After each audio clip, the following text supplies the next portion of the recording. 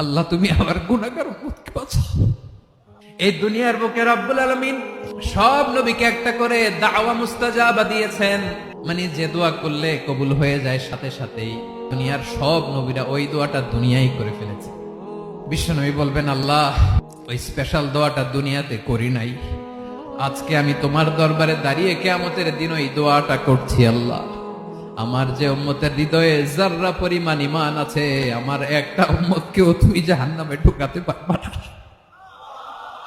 বিশ্বনবী পাগলের মতো একবার হাউজে কাউসারে যাবেন, একবার সিরাতে যাবেন, একবার পুলসিরাতের দিকে, একবার হাউজে কাউসারের দিকে পাগলের মতো দৌড়াতে থাকবেন, তার কোন গুনাহগার উম্মত যাতে জাহান্নামে ঢুকে না যায়।